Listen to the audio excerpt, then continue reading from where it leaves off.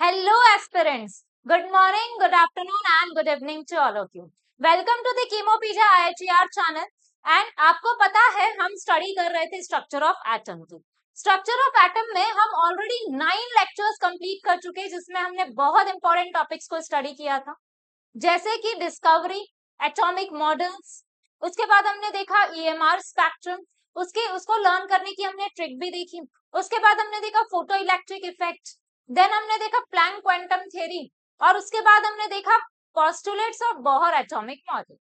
Postulates of Bohr atomic model की अगर बात करें तो बहुत इंपॉर्टेंट पोस्टुलेट्स हमने देखी, और वहां मैंने आपको ये भी बताया था इन सारे पोस्टुलेट्स में से सबसे इंपॉर्टेंट दो पोस्टुलेट है। वन इज जहां पर सेंट्रिपिटल फोर्स को फोर्स ऑफ अट्रैक्शन के बराबर किया था, दूसरा पोस्टुलेट था हमारा एंगुलर मोमेंटम वाला पोस्टुलेट।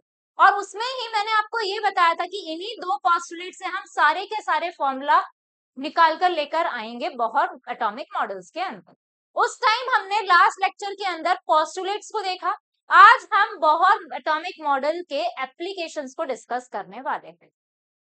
एप्लीकेशंस की बात करें तो एप्लीकेशंस में बोहर के अंदर बहुत सारे फॉर्मूला डेराइव्ड हुए थे, जैसे कि radius, velocity, energy, total energy, kinetic energy, potential energy, time period and frequency. ये सारे फॉर्मूलाज हैं, ठीक है।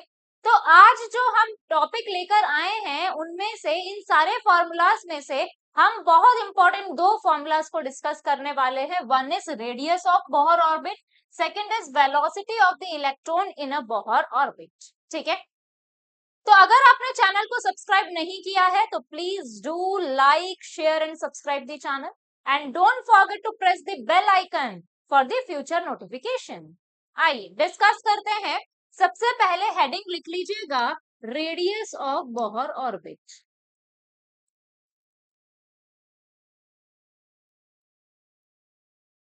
Radius of Bohr orbit. Radius of Bohr orbit की अगर हम बात करें तो रेडियस ऑफ बोहर ऑर्बिट में मुझे क्या निकालना है, अगर कोई भी इलेक्ट्रॉन किसी पर्टिकुलर शेल में प्रेजेंट है तो उस इलेक्ट्रॉन का उसके न्यूक्लियस से क्या डिस्टेंस है, that I have to calculate in this radius of Bohr model. Okay, आइए।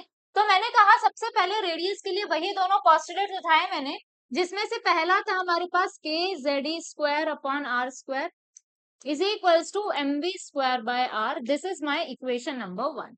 Second postulate was angular momentum वाला, विच इज हमारे पास में था M V R is equals to, या ऐसे लिख सकते हो N H by two pi is equals to M V R. This is my equation number two. Yes और नो?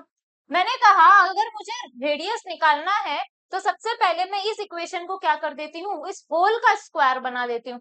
तो मैंने कहा इधर left hand side RHS LHS दोनों पर स्क्वायर कर दो, किसी को कोई दिक्कत नहीं होनी चाहिए। तो मैंने कह दिया इसका स्क्वायर कर दिया, which is N H by two pi का whole square is equals to M B R का होल स्क्वायर। मैंने कहा ये क्या आ गया बेटा, N square H square upon two का स्क्वायर कितना होता है, फोर, फोर इंटू पाई का square is equals to M square V square R square. This is my equation number three. नाउ मैं क्या कर रही हूँ, इक्वेशन वन को और इक्वेशन थ्री को आपस में डिवाइड कर रही हूँ। On dividing equation one two the equation three.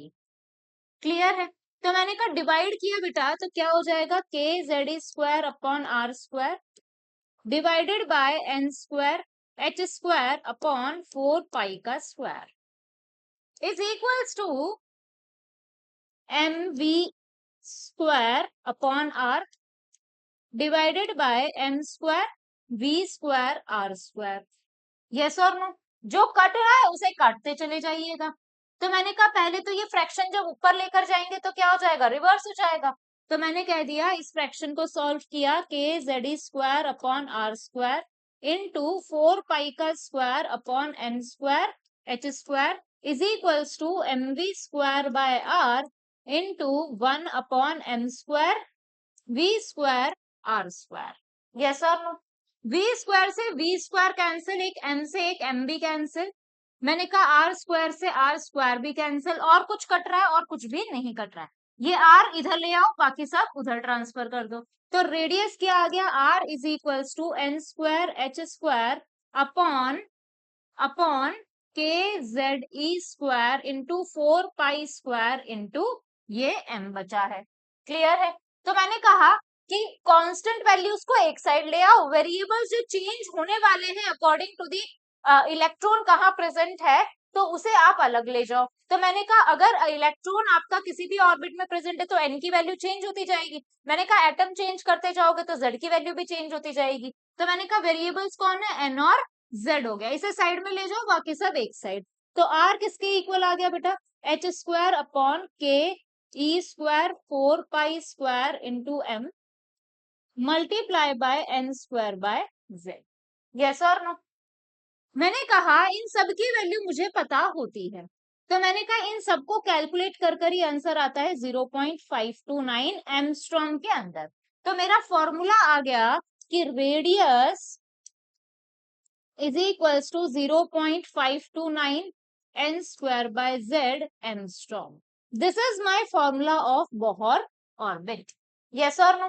अब इस फॉर्मूले से ही मुझे आंसर निकालना है। आंसर निकालने से पहले, क्वेश्चन डिस्कस करने से पहले मैं आपके साथ डिस्कस करने जा रही हूँ ग्राफ्स, जो कि बहुत इंपॉर्टेंट है। ठीक है, तो अगर मैं ग्राफ्स की बात करूं, जैसा कि मैंने आपको फोटो इलेक्ट्रिक इफेक्ट में भी लीनियर इक्वेशन का ग्राफ बनाना सिखाया था, यस और नो, आज मैं उसी को ही वापस डिस्कस करने वाली हूँ। आइए, तो मैंने कह दिया कि जब मैं बात करूंगी लीनियर इक्वेशन की, तो लीनियर इक्वेशन ऑफ ग्राफ क्या होता है बेटा, तो लीनियर इक्वेशन ऑफ ग्राफ होता है आपके पास y is equals to M X plus सी।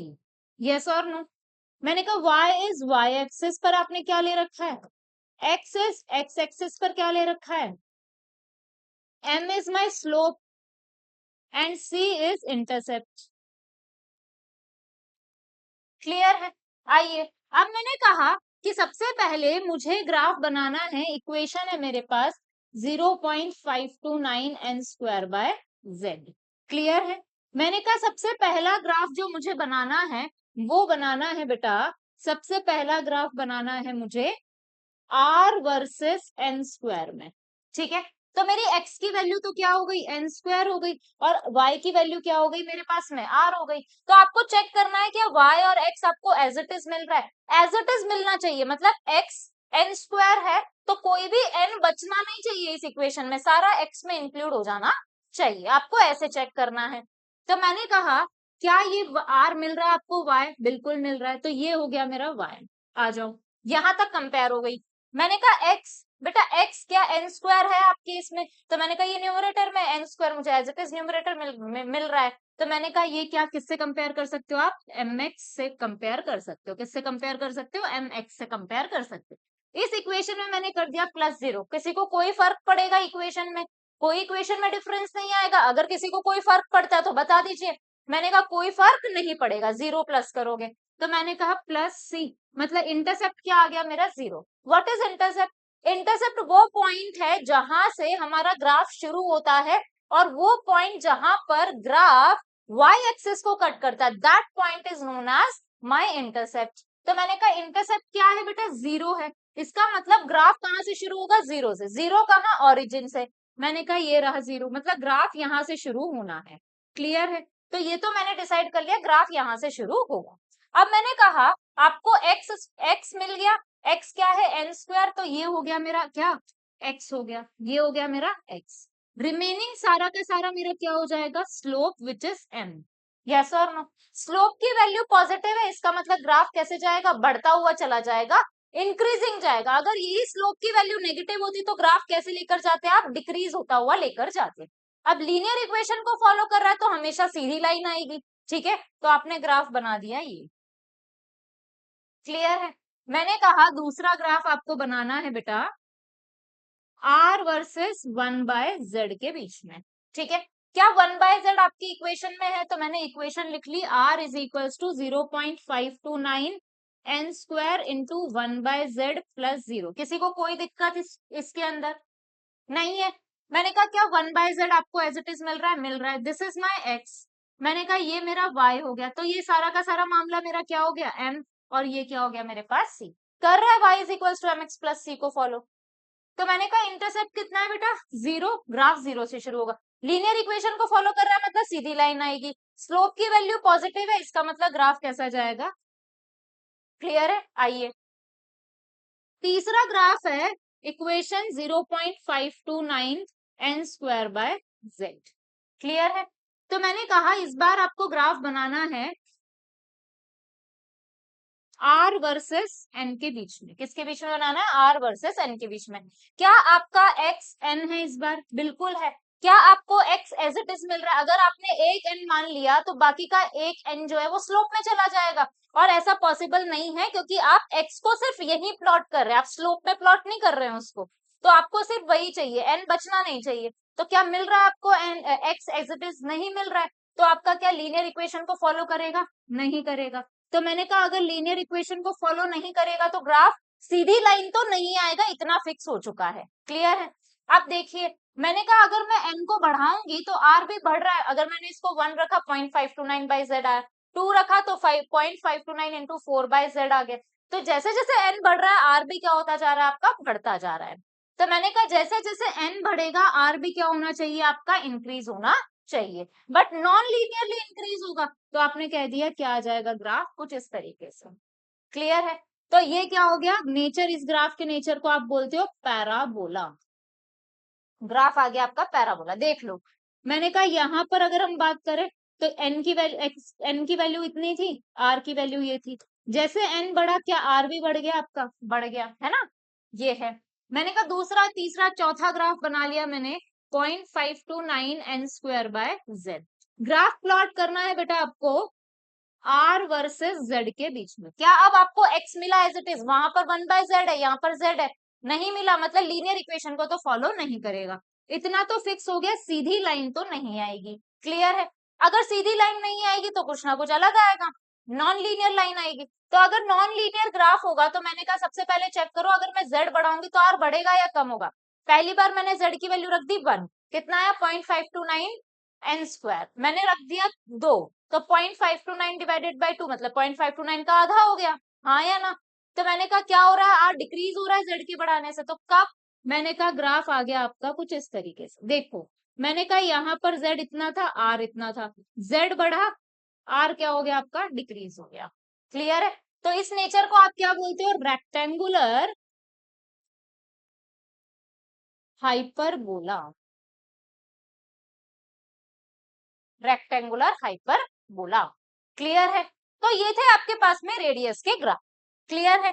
अब डिस्कस करते हैं जरा हम वेलोसिटी को।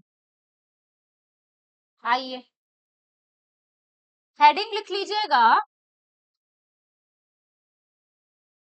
वेलोसिटी ऑफ बोहर ऑर्बिट, ठीक है।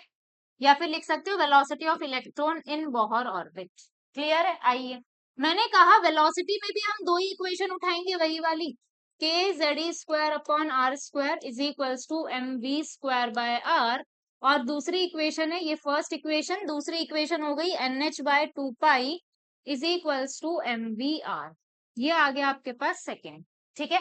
दोनों इक्वेशंस को एज इट इज डिवाइड कर दो, तो आपके पास में क्या आ जाएगा K Z square upon R square divided by N H by 2 pi is equals to M V square by R divided by M V R. Yes और नो, ऊपर लेकर जाऊंगी तो फ्रैक्शन क्या हो जाएगा, रिवर्स। तो आपने लिख लिया इसको K Z square upon R square into 2 pi upon N H is equals to M V square by R into 1/mv/r। Yes और नो, जो कट रहा है काटते जाइए, आर दो आर से दोनों आर कट गए, ठीक है। एक एम से एक एम भी कैंसिल, एक वी से एक वी भी कैंसिल, ठीक है। और कुछ कैंसिल हो रहा है, कुछ भी कैंसिल नहीं हो रहा है, यहाँ पर v बचा, क्या आ गया वेलोसिटी का formula, velocity is equals to बेटा K Z E square into 2 pi divided by N H. जो वेरिएबल्स है उसको साइड में ले जाइए, कांस्टेंट को एक साइड ले आइए। तो वेलोसिटी आ गई आपके पास, velocity is equals to K E square 2 pi divided by H into Z by N. Yes और नो? ये जो कांस्टेंट है इसी की वैल्यू कितनी होती है बेटा? यही वैल्यू आती है 2.18 इंटू 10⁻⁶ मीटर पर सेकेंड। सेंटीमीटर में आ जाएगी 2.18 इंटू 10⁸ सेंटीमीटर पर सेकेंड। यस और नो? इतनी सी बात क्लियर है सभी को? आइए, तो मैंने कह दिया कि अगर मैं वेलोसिटी की बात करूं तो फॉर्मूला आ गया बेटा जी 2.18 इंटू 10⁻⁶ जेड बाय एन मीटर पर सेकेंड। क्लियर है इतनी सी बात? ये आ गया मेरे पास फॉर्मूला। सेंटीमीटर पर सेकंड का फॉर्मूला लिखोगे तो 10⁻+8 हो जाएगा। क्लियर है?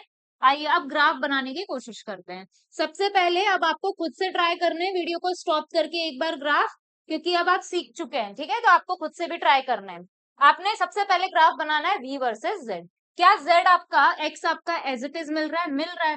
तो आपने कहा ये किसको फॉलो करेगा? y is equals to mx plus C को। मैंने कहा यहाँ पर +0 कर दिया, किसी को कोई दिक्कत नहीं। इंटरसेप्ट कितना आ गया बेटा जी? 0 आ गया। लीनियर इक्वेशन को फॉलो कर रहा है तो ग्राफ कैसे चला गया आपका? लीनियर। स्लोप क्या आ गया? z को छोड़कर बाकी सब स्लोप है। 2.18 into 10⁶ divided by n, slope आ गया। क्लियर है? आइए दूसरा ग्राफ आपको बनाना है v वर्सेस 1/n के बीच में। क्या आपको 1/n एज इट इज मिल रहा है? तो मैंने कहा वेलोसिटी को ऐसे भी लिख सकते हो 2.18 into 10⁶ into z into 1/n plus 0। क्या आपको एज इट इज मिल रहा है? मिल रहा है। तो मैंने कहा आपके पास में इंटरसेप्ट फिर से कितना आ गया? 0। ग्राफ तो यहां से शुरू करेगा और ये y is equals to mx plus C को फॉलो भी कर रहा है। ठीक है, तो मैंने कह दिया ग्राफ कैसा आ गया आपका? Straight line S. स्लोप कितना आ गया? स्लोप आ गया 2.18 इंटू 10⁶ z। क्लियर है? आइए नेक्स्ट ग्राफ है आपके पास वेलोसिटी वर्सेस n के बीच में। मैंने फॉर्मूला लिख लिया 2.18 इंटू 10⁻⁶ z बाय n। क्या आपको n एज इट इज मिल रहा है इक्वेशन में? मैंने कहा वहां पर 1/n है, यहाँ पर n है, तो एज इट इज नहीं मिल रहा। तो लीनियर को तो फॉलो नहीं करेगा, इतना तो मुझे समझ में आ गया। तो मैंने कहा सीधी लाइन तो नहीं आएगी। अगर सीधी लाइन नहीं आएगी तो कैसा आएगा ग्राफ? नॉन लीनियर आएगा। और अगर ग्राफ नॉन लीनियर आएगा तो आप क्या कह सकते हो? n के बढ़ाने से क्या v बढ़ेगा? तो आपने कहा डिनोमिनेटर बढ़ने से तो वैल्यू घटती है, तो मैंने कहा n को इंक्रीज करने से v क्या होगा बेटा? डिक्रीज होगा। और अगर v डिक्रीज होगा तो आप क्या कहोगे? इनवर्सली प्रोपोर्शनल है तो n इंक्रीज होना चाहिए, v डिक्रीज होना चाहिए। ग्राफ कैसा आ गया आपका? Rectangular hyperbola.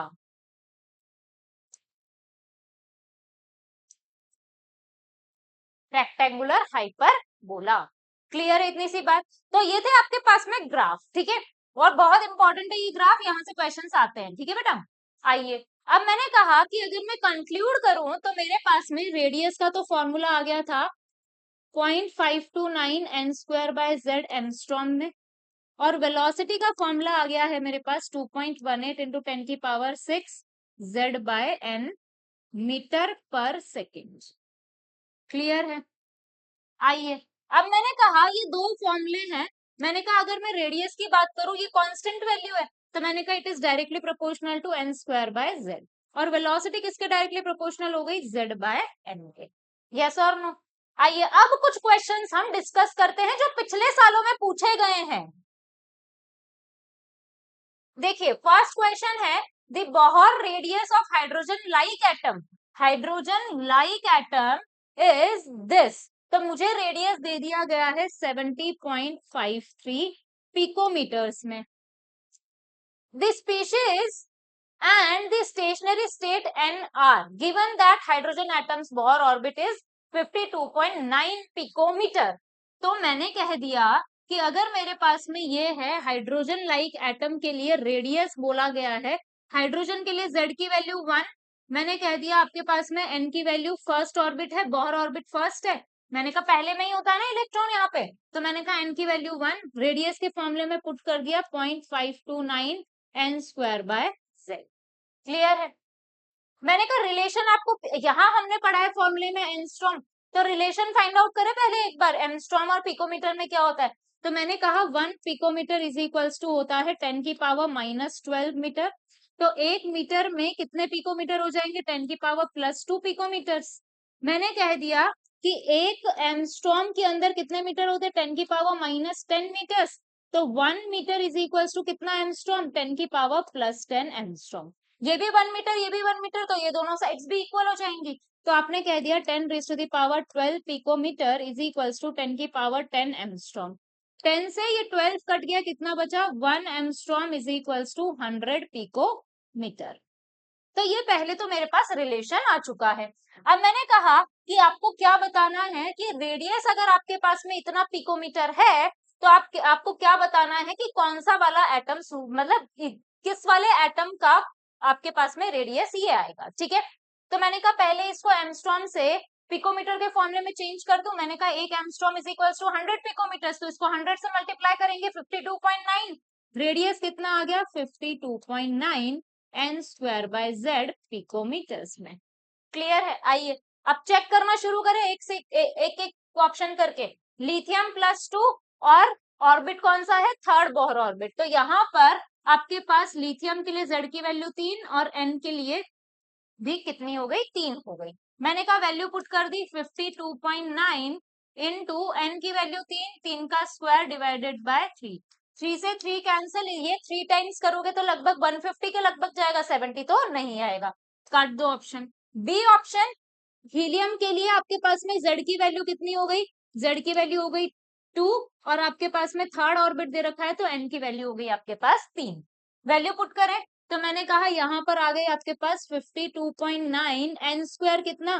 3 का स्क्वायर अपॉन 2, कितना आ गया? 52.9 इंटू 9 डिवाइडेड बाय 2, कितना आया ये?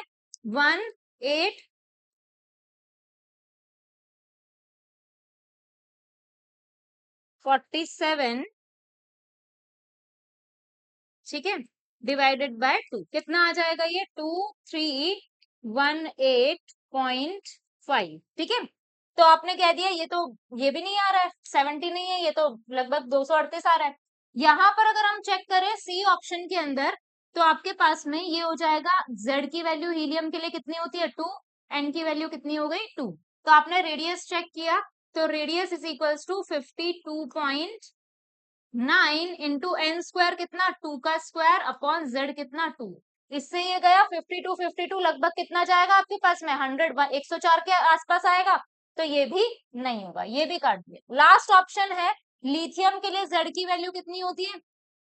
3, एन की वैल्यू कितनी दे रखी है? 2 दे रखी है।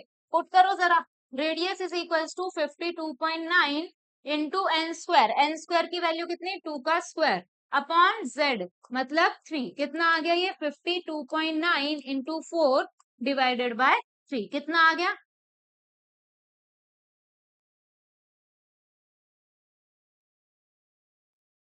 डिवाइडेड बाय 3 कितना आया ये? 70.513, 70.53। तो क्या हो गया आंसर आपका? D option. क्लियर है? आइए next question. Radius of first excited state of helium plus atom is given as A naught. कितना दे रखा है आपको? ए नॉट दे रखा है first excited state of helium plus. First excited state का मतलब ये मान लो मेरे पास में हीलियम प्लस है, इसका इलेक्ट्रॉन इसमें होगा। मैंने कहा फर्स्ट एक्साइटेड मतलब इसने एनर्जी गेन करके उससे जस्ट ऊपर वाले में गया, तो एन की वैल्यू कितनी हो गई आपके पास? 2। तो यहाँ मैंने निकाल लिया हीलियम प्लस, एन की वैल्यू 2 है, जेड की वैल्यू 2 है। इस टाइम पर आपके पास रेडियस गिवन है ए नॉट। ठीक है, radius of first stationery state of hydrogen atom आपको बताना है। ठीक है, तो मैंने कहा किसके लिए बताना है? हाइड्रोजन के लिए। फर्स्ट स्टेशनरी स्टेट मतलब 1, जेड कितना होता है आपका? 1। क्लियर है? तो मैंने कहा यहां से पहले वैल्यू निकाले तो रेडियस, तो मैंने कहा सबसे पहले रेडियस ऑफ हीलियम लिख लेते हैं। तो radius of helium is equals to कितना आएगा? किसके डायरेक्टली प्रोपोर्शनल है? तो मैंने कह दिया एन स्क्वायर बाय जेड के, तो मैंने लिख लिया 0.529, एन स्क्वायर कितना? 2 का स्क्वायर, जेड कितना? 2, 2 से 1 2 कैंसिल हो गया, कितना आ गया? 0.529 इंटू 2। यस और नो? आइए मैंने कहा रेडियस ऑफ हाइड्रोजन कितना आ गया आपके पास? 0.529 n स्क्वायर 1 तो कितना आएगा ये 0.529। दोनों इक्वेशंस को आपस में डिवाइड कर दूं तो मैंने कहा radius of helium upon radius of hydrogen is equals to 0.529 into 2 upon 0.529। 0.529 से 0.529 कट गया। रेडियस ऑफ हीलियम कितना दे रखा है आपको ए नॉट, तो A naught upon radius of hydrogen is equals to 2। तो कितना आ गया radius of hydrogen A naught by 2। ठीक है, तो आंसर क्या आ गया आपके पास ए नॉट बाय 2। फर्स्ट ही ऑप्शन गिवन है। नेक्स्ट क्वेश्चन 2023 में आया हुआ ये क्वेश्चन, रिसेंट है। The radius of second orbit of lithium plus 2 is X. Okay, तो मैंने कहा लिथियम प्लस 2 के लिए सेकेंड ऑर्बिट मतलब n की वैल्यू 2, लिथियम है मतलब z की वैल्यू 3। इसके लिए आपको रेडियस गिवन है कितना x। The expected radius of third orbit of beryllium plus 3। आपको बताना है बेरिलियम प्लस 3 के लिए n की वैल्यू थर्ड ऑर्बिट और z की वैल्यू कितनी हो गई 4। तो इसके लिए आपको रेडियस बताना है। दोनों का रेडियस का रेशियो ले ले। तो मैंने कहा रेडियस ऑफ लिथियम कितना आ गया बेटा, तो आपने कह दिया 0.529 n स्क्वायर, n की वैल्यू 2, 2 का स्क्वायर 4 अपॉन z कितना 3, ये आ गया। ठीक है, मैंने कहा रेडियस ऑफ बेरिलियम कितना आ गया, बेरिलियम प्लस 3, बेरिलियम प्लस 3 आ गया, ये लिथियम प्लस, बेरिलियम प्लस 3 आ गया आपके पास में 0.529 n स्क्वायर, n की वैल्यू बेटा 3, 3 का स्क्वायर कितना 9 डिवाइडेड बाय z कितना है 4। ले लूं दोनों का रेशियो, तो मैंने कह दिया radius of lithium plus upon radius of beryllium plus 3 is equals to 0.529 into 4 by 3 divided by 0.529 into 9 by 4। 0.529 से 0.529 कैंसिल, ये ऊपर जाएगा तो रिवर्स हो जाएगा। लिथियम प्लस 2 आपको x दे रखा है upon radius of beryllium plus 3 is equals to 4 by 3 into 4 by 9। क्लियर है, तो कितना आ गया ये 16 by 27। तो मैंने कह दिया रेडियस ऑफ बेरिलियम प्लस 3 कितना आया, ये इधर 27 by 16x। क्लियर है, चेक करो कौन सा ऑप्शन है। कितना आया 27 by 16, ये रहा। क्लियर है, आइए ये आया हुआ 2017 में। देखिए क्या है, the radius of second Bohr orbit of hydrogen atom is, second Bohr orbit का आपको हाइड्रोजन एटम का बताना है रेडियस कितना होगा, और ये फालतू का डाटा आपको सारा दे रखा है। आपके पास तो फॉर्मूला है, आपने कह दिया radius of second Bohr orbit है हाइड्रोजन एटम का, सेकेंड बोहर ऑर्बिट मतलब n की वैल्यू 2, हाइड्रोजन एटम है तो z की वैल्यू 1 हो गई। क्लियर है, वैल्यू पुट कर दूं तो रेडियस ऑफ 0.529 n की वैल्यू बेटा 2, 2 का स्क्वायर 4 डिवाइडेड बाय z 1 कितना आ गया 0.529 इंटू 4। ठीक है, लगभग 4 टाइम्स आएगा, तो 0.5 का लगभग 4 टाइम्स कितना होता है 2, तो आंसर कितना आ जाएगा डी ऑप्शन। क्लियर है, आइए नेक्स्ट, ये देखिए रिसेंट आया है, इसी साल आया है 2026 में। This species having identical radii according to the Bohr theory are. आपको इन 5 ऑप्शंस में से बताना है किसका रेडियस आपका आइडेंटिकल होगा, मतलब सेम आएगा। ठीक है, तो सबके कैलकुलेट करने पड़ेंगे हमें। तो सबसे पहले मैंने कैलकुलेट किया इसका, तो ए ऑप्शन के अंदर मैंने कहा हाइड्रोजन एटम फर्स्ट ऑर्बिट मतलब n is equals to 3, hydrogen atom है तो z is equals to, sorry first orbit है ना, तो n is equals to 1, z is equals to 1। तो रेडियस कितना आ गया 0.529 n स्क्वायर 1 z 1 कितना आया 0.529 एंगस्ट्रॉम।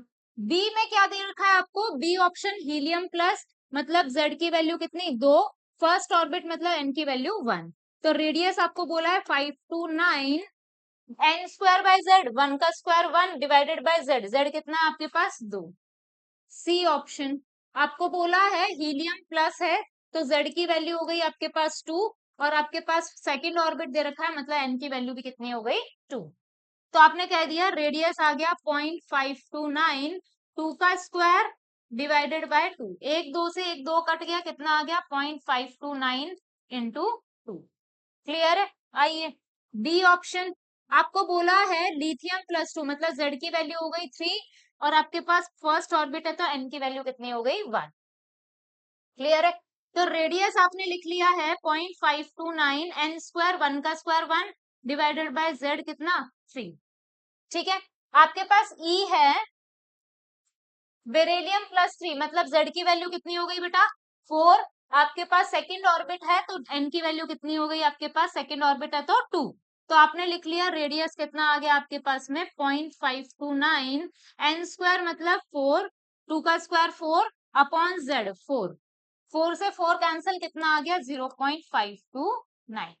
यस और नो? देखो 0.529 0.529 ये दोनों तो सेम है, 0.529 बाय 2 कोई भी नहीं है, 0.529 इंटू 2 कोई भी नहीं है, 0.529 बाय 3 कोई भी नहीं है, तो कितने हैं ये इन दोनों का सेम है, मतलब ए और E, A and E only.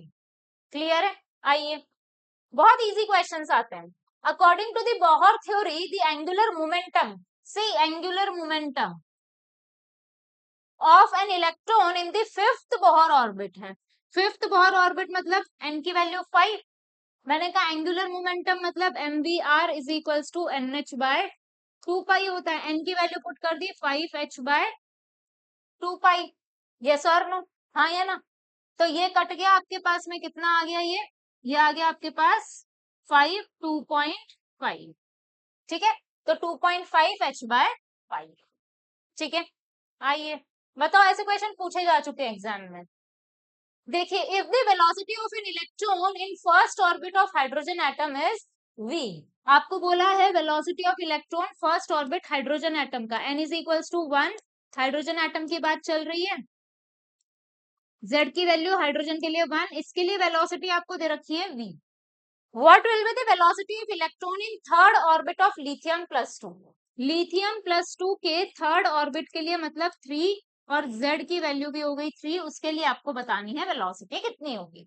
तो इसके लिए लिखे, तो मैंने कहा कांस्टेंट वैल्यू को मैंने लिख लिया k से, है ना, 2.18 इंटू 10 की पावर 6 लिखने के बजाय मैंने लिख लिया k से, क्योंकि वो तो लास्ट में वैसे भी कैंसल आउट होना है, इंटू z/n होता है, तो z की वैल्यू यहाँ पर 1 अपॉन n भी 1, तो कितना आ गया ये k इक्वल आ गया। मैंने कहा ये क्या हो गया आपके पास में, ये है velocity of hydrogen, velocity of lithium +2, ये भी constant value into z/n, z कितना है 3 अपॉन n भी कितना 3, 3 से 3 कैंसिल, कितना आ गया k।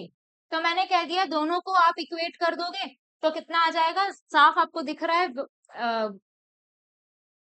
velocity of hydrogen is equals to k upon velocity of lithium +2 upon k, k से k कैंसिल, कितना आ गया, हाइड्रोजन की दे रखी है आपको v दे रखी है, तो v is equals to v of lithium +2, तो कितना आ गया, ये भी v आ गया। बस यही करना है। बताओ इतने इजी क्वेश्चंस यहाँ से पूछे जाते हैं, इसीलिए इस टॉपिक को आपको स्किप बिल्कुल नहीं करना है। ये पर्टिकुलर बोर ऑर्बिट के जो फॉर्मूला है यहाँ से आप अपने 8 नंबर बना सकते हैं आराम से, ठीक है, नीट और जेई के अंदर। तो प्लीज मेरी रिक्वेस्ट है इस टॉपिक को बिल्कुल मिस मत कीजिएगा, ध्यान से टॉपिक को समझिएगा, नोट्स बनाइएगा और फिर क्वेश्चन को अप्रोच कीजिएगा कि किस तरीके से क्वेश्चन को अप्रोच किया जाता है, किस तरीके से क्वेश्चन को फ्रेम किया जाता है और उसके बाद में उसमें कैसे कैसे आपको सॉल्व करना है। ठीक है, तो अगर आपको लेक्चर हेल्पफुल लगा हो तो please do like share and subscribe the channel and support Chemopedia IITR and stay connected with the Chemopedia IITR and don't forget to press the bell icon for the future notifications of these lectures. Thank you for watching.